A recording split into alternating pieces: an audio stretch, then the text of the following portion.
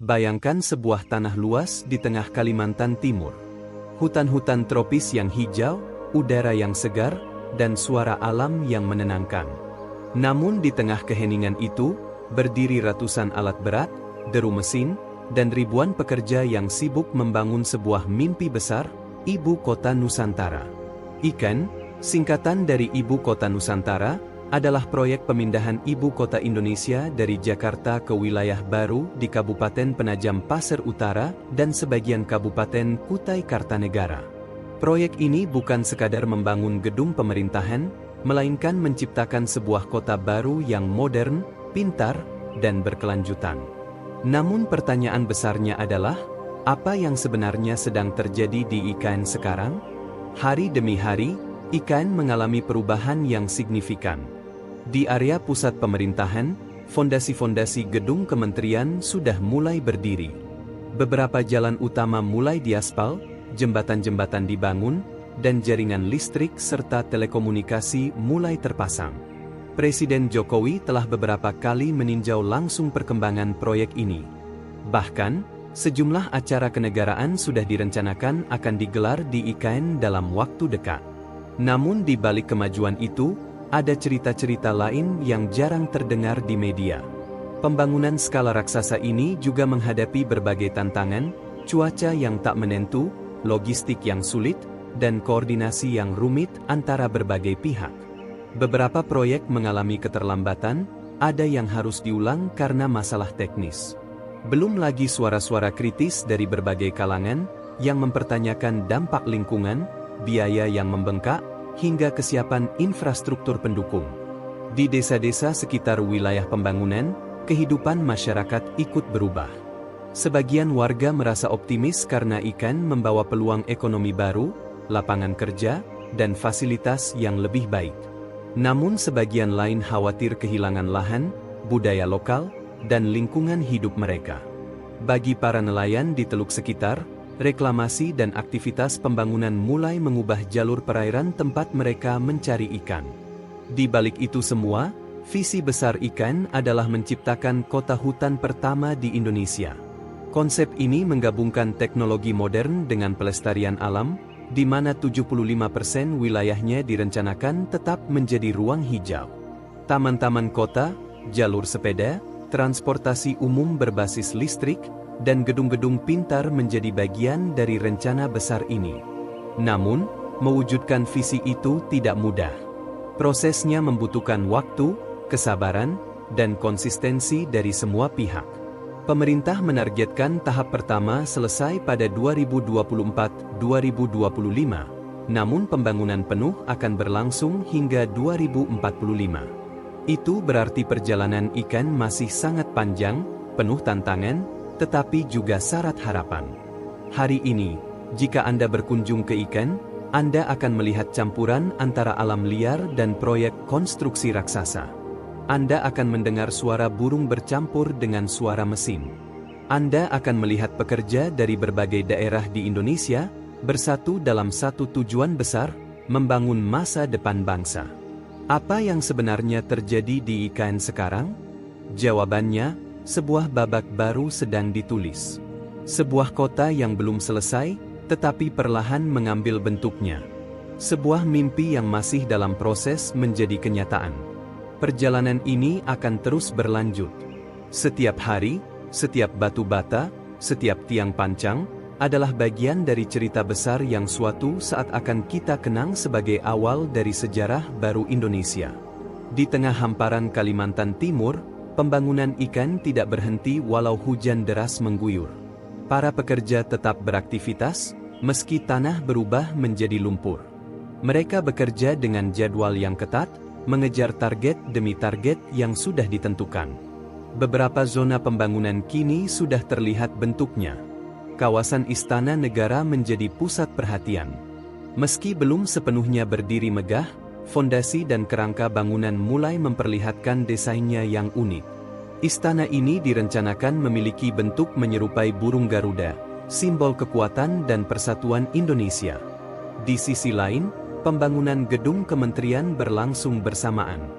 Bayangkan, bukan hanya satu atau dua gedung, tetapi puluhan gedung pemerintahan dibangun dalam waktu yang hampir bersamaan. Setiap gedung memiliki rancangan arsitektur modern, dilengkapi sistem pendingin hemat energi, panel surya, dan pengelolaan air hujan. Semua ini adalah bagian dari komitmen menuju kota berkelanjutan. Namun, di balik kemajuan itu, ada fakta lain yang jarang tersorot. Para pekerja harus tinggal di kawasan perumahan sementara yang masih sederhana. Beberapa harus menempuh jarak puluhan kilometer dari penginapan ke lokasi kerja setiap hari. Perjuangan ini sering tidak terlihat oleh mata publik, tetapi menjadi bagian penting dari kisah IKN. Tidak semua pihak menyambut pembangunan ini dengan tangan terbuka. Ada masyarakat adat yang merasa wilayah leluhurnya kini masuk dalam rencana tata kota baru. Bagi mereka, hutan bukan sekadar sumber daya, tetapi rumah, sejarah, dan identitas. Mereka khawatir bahwa hilangnya hutan akan mengubah cara hidup mereka selamanya.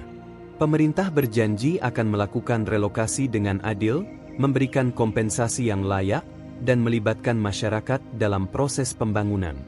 Namun, proses ini tidak selalu mulus. Ada perbedaan pandangan, ada rasa tidak percaya, bahkan ada aksi protes. Disinilah pentingnya dialog yang tulus dan keterbukaan informasi. Selain itu, biaya pembangunan IKN juga menjadi perbincangan hangat. Dengan anggaran yang mencapai ratusan triliun rupiah, banyak yang bertanya-tanya, dari mana semua dana ini berasal, dan bagaimana pembagiannya? Pemerintah menyatakan bahwa sebagian besar dana akan berasal dari investasi swasta, bukan hanya APBN. Namun, menarik investor bukanlah hal yang mudah, terutama di tengah situasi ekonomi global yang penuh ketidakpastian. Meski demikian, semangat membangun IKN tidak surut. Setiap minggu ada perkembangan baru, jalan baru dibuka, menara telekomunikasi berdiri, jaringan internet mulai aktif di beberapa titik, dan pembangkit listrik tenaga surya mulai diuji. Ada optimisme yang tumbuh di kalangan pekerja dan pejabat proyek bahwa IKN akan menjadi kebanggaan baru bangsa. Tetapi di tengah semua itu, muncul pertanyaan yang lebih dalam, apakah IKN akan benar-benar menjadi solusi bagi permasalahan Jakarta? Apakah pemindahan ibu kota ini akan mengurangi beban kemacetan, polusi, dan banjir di Jakarta? Atau justru menimbulkan masalah baru di tempat lain? Bagi sebagian orang, IKN adalah simbol masa depan. Bagi yang lain, ini adalah taruhan besar yang hasilnya belum pasti. Namun, satu hal yang jelas, apa yang terjadi di IKN sekarang adalah titik awal dari perjalanan panjang yang akan menentukan wajah Indonesia di abad ke-21. Seiring berjalannya waktu, pembangunan ini akan terus kita saksikan. Dari jalan tanah yang berdebu menjadi jalan raya yang halus. Dari lahan kosong menjadi gedung-gedung menjulang. Dari mimpi di atas kertas menjadi kenyataan yang bisa disentuh. Dan kelak, mungkin beberapa tahun dari sekarang, kita akan berjalan di trotoar IKN, melihat pepohonan rindang di sisi jalan, mendengar suara kendaraan listrik melintas tanpa polusi suara, dan menyadari bahwa kita sedang berada di ibu kota baru Indonesia. Namun untuk saat ini, IKN masih sebuah karya yang belum selesai. Setiap hari adalah bab baru. Setiap kemajuan, sekecil apapun, adalah bagian dari kisah besar yang akan tercatat dalam sejarah negeri ini. Malam hari di IKN memberikan suasana yang berbeda. Lampu-lampu proyek menyala seperti bintang buatan manusia di tengah hutan Kalimantan. Suara mesin masih terdengar, walau tidak seramai siang. Beberapa pekerja duduk di kantin darurat, menyeruput kopi sambil berbagi cerita. Mereka datang dari berbagai penjuru negeri, dari Aceh hingga Papua. Bagi sebagian, ini adalah pekerjaan pertama mereka di luar kampung halaman. Bagi yang lain, ini adalah proyek kesekian, tapi mereka tahu, IKN punya makna yang berbeda.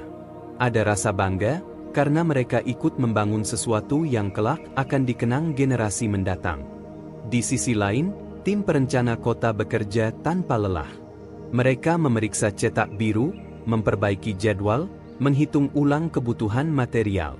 IKN dirancang sebagai kota pintar, smart city, dengan sistem transportasi publik berbasis listrik, jaringan 5G, dan pusat data canggih. Semua ini bukan sekadar konsep di atas kertas, sudah ada infrastruktur awal yang mulai dibangun. Misalnya, jaringan bus listrik sudah mulai diuji coba di jalur tertentu. Jalan yang dulu hanya tanah merah kini mulai dilapisi aspal. Trotoar lebar disiapkan, lengkap dengan jalur khusus sepeda. Semua dirancang untuk mendorong masyarakat berjalan kaki atau menggunakan transportasi umum, bukan kendaraan pribadi berbahan bakar fosil. Namun, perubahan besar ini tentu memerlukan waktu. Ada tantangan dalam menghubungkan IKN dengan kota-kota terdekat seperti Balikpapan dan Samarinda. Jalan tol baru sedang dibangun, pelabuhan diperluas, dan bandara juga sedang dipersiapkan untuk menampung lebih banyak penerbangan. Pemerintah menegaskan bahwa IKN bukan hanya tempat untuk gedung pemerintahan, tetapi juga akan menjadi pusat ekonomi baru. Rencana ini mencakup kawasan bisnis, pusat inovasi teknologi, universitas, dan bahkan destinasi wisata alam. Dengan hutan tropis di sekitarnya, IKN diharapkan menjadi contoh kota yang harmonis dengan alam. Namun, menjaga keseimbangan ini tidak mudah. Organisasi lingkungan mengingatkan bahwa pembangunan skala besar di area hutan dapat berdampak pada ekosistem. Satwa liar seperti orangutan, bekantan, dan burung langka berpotensi kehilangan habitat. Untuk itu, ada rencana membuat green belt, sabuk hijau, yang melindungi area alami di sekitar kota. Meski langkah ini positif, tetap ada skeptisisme. Sejarah menunjukkan, pembangunan seringkali menjanjikan keberlanjutan, namun sulit diterapkan sepenuhnya. Keberhasilan IKN dalam menjaga lingkungannya akan menjadi ujian besar yang hasilnya akan terlihat bertahun-tahun dari sekarang. Sementara itu, di dunia maya, perbincangan tentang IKN terus bergulir. Ada yang kagum dengan kemajuan yang begitu cepat. Ada pula yang mengkritik, mempertanyakan urgensi dan prioritas di tengah kebutuhan rakyat yang lain. Media sosial menjadi arena perdebatan, dari sekadar komentar ringan hingga analisis mendalam. Bagi sebagian warga Jakarta, pemindahan ibu kota terasa jauh dan abstrak.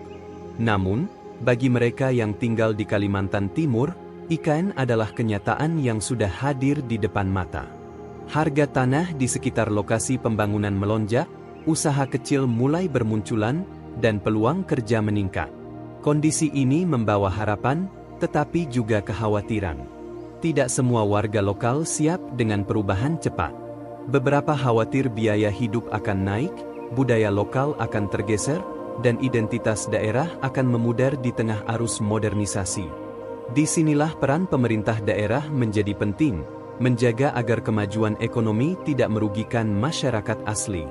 Ada program pelatihan kerja, dukungan untuk UMKM, dan promosi budaya lokal agar tidak hilang di tengah gedung-gedung modern. Di balik segala dinamika ini, satu hal yang tidak bisa dipungkiri, IKN sedang membentuk bab baru dalam sejarah Indonesia. Kita sedang menyaksikan bukan hanya pembangunan fisik, tetapi juga pergeseran pusat gravitasi politik, ekonomi, dan budaya. Apa yang terjadi sekarang hanyalah permulaan. Masih banyak bab berikutnya yang akan terungkap. Dan seperti semua kisah besar, masa depan IKN akan ditentukan oleh pilihan-pilihan yang diambil hari ini, pilihan yang akan dirasakan dampaknya oleh anak cucu kita. Di tengah gelombang perubahan ini, kita melihat kontras yang menarik. Di satu sisi, ada gedung-gedung pemerintahan yang mulai berdiri kokoh, dilengkapi teknologi modern. Di sisi lain, hanya beberapa kilometer dari sana, masih ada desa-desa dengan rumah kayu sederhana, sawah, dan ladang yang dikelola secara tradisional. Kontras ini menciptakan pertanyaan mendasar. Bagaimana caranya menyatukan dua dunia yang berbeda? Modernitas yang serba cepat dengan kehidupan lokal yang berjalan lambat dan alami? Jawaban dari pertanyaan ini akan menentukan apakah IKN benar-benar menjadi kota yang inklusif, atau hanya menjadi simbol kemajuan yang tidak menyentuh semua lapisan masyarakat. Kita tidak bisa mengabaikan faktor budaya. IKN berdiri di tanah yang memiliki sejarah panjang dan identitas kuat. Kalimantan Timur adalah rumah bagi berbagai suku, seperti Dayak, Banjar, Bugis, dan Kutai. Masing-masing memiliki adat, bahasa, dan tradisi yang unik. Memasukkan unsur-unsur budaya ini ke dalam desain dan kehidupan kota bukan sekadar opsi, itu adalah kewajiban moral agar ikan tidak kehilangan jiwanya. Pemerintah telah berbicara tentang pentingnya arsitektur yang mencerminkan kearifan lokal. Beberapa rancangan gedung mengambil inspirasi dari rumah panggung dan ukiran khas Dayak. Namun, tantangannya adalah menjaga agar ini bukan hanya menjadi hiasan, melainkan benar-benar bagian dari kehidupan masyarakat sehari-hari. Di sisi lain, teknologi menjadi ujung tombak yang diandalkan. IKN digadang-gadang akan menjadi salah satu kota dengan tingkat konektivitas digital tertinggi di Asia Tenggara. Dari pengelolaan lalu lintas berbasis AI, sistem keamanan terpadu, hingga layanan publik yang serba daring, semuanya diarahkan untuk memudahkan warga. Tetapi, teknologi bukan tanpa risiko. Keamanan data, kesenjangan digital antara pendatang dan warga lokal, serta potensi alienasi sosial menjadi isu yang harus diantisipasi sejak dini. Sebuah kota cerdas tidak hanya soal sensor dan jaringan internet cepat, tapi juga soal bagaimana memastikan semua warganya mampu dan nyaman menggunakannya. Kini, pembangunan IKN memasuki fase yang krusial. Presiden dan jajaran menteri secara rutin mengunjungi lokasi, memastikan proyek berjalan sesuai jadwal. Investor dari dalam dan luar negeri mulai menunjukkan minat, dari sektor properti, teknologi, hingga energi terbarukan. Namun, kepercayaan ini harus dijaga dengan transparansi dan akuntabilitas yang tinggi. Di tengah hiruk-pikuk pembangunan, ada cerita kecil yang sering terlewat. Seorang tukang batu dari Sulawesi, yang setiap hari bekerja di bawah terik matahari, berkata bahwa ia bangga bisa menjadi bagian dari sejarah ini. Seorang ibu warung di dekat lokasi proyek mengaku pendapatannya meningkat 2 kali lipat sejak ribuan pekerja datang. Bagi mereka, IKN bukan hanya proyek pemerintah, ini adalah perubahan nyata dalam hidup mereka. Namun, tak semua kisah bernada optimis. Beberapa petani mengeluh karena lahan mereka terdampak pembangunan, dan proses ganti rugi yang belum selesai membuat mereka gelisah. Beberapa nelayan di pesisir juga khawatir akan dampak perluasan pelabuhan terhadap hasil tangkapan mereka. Semua ini menunjukkan bahwa IKN adalah sebuah cermin. Ia memantulkan wajah kemajuan, harapan, dan peluang. Tapi juga memantulkan bayangan tantangan, risiko, dan potensi konflik yang harus dikelola dengan bijak. Dan di balik semua diskusi ini, satu pertanyaan besar masih menggantung di udara. Apakah IKN akan benar-benar menjadi simbol kemajuan yang adil dan berkelanjutan, atau akan menjadi monumen yang hanya dikenang karena ambisinya? Matahari mulai tenggelam di langit Kalimantan. Cahaya oranye keemasan menyelimuti hutan, jalan-jalan yang baru dibangun, dan gedung-gedung yang masih setengah jadi. Di kejauhan, suara mesin konstruksi perlahan mereda, digantikan oleh kicau burung yang kembali ke sarang. Inilah saat di mana IKN terlihat seperti lukisan, indah, megah, namun penuh tanda tanya. Bayangan panjang dari kren dan tiang-tiang baja membentuk siluet yang mengingatkan kita bahwa ini masih awal dari sebuah perjalanan panjang. Bagi sebagian orang, pemandangan ini adalah janji masa depan. Bagi yang lain, ini adalah pertaruhan besar yang hasilnya belum pasti. Semua orang memiliki versi cerita mereka sendiri tentang IKN. Di kantor-kantor pemerintah pusat, IKN adalah simbol kebangkitan nasional. Di warung kopi pinggir jalan, IKN adalah topik perdebatan yang penuh emosi. Dan di hati para pekerja yang membangun setiap pondasi, IKN adalah mimpi yang mereka pasang di langit malam. Tapi sebuah mimpi, betapapun indahnya, hanya akan menjadi nyata jika dijaga, dirawat, dan dihidupkan bersama.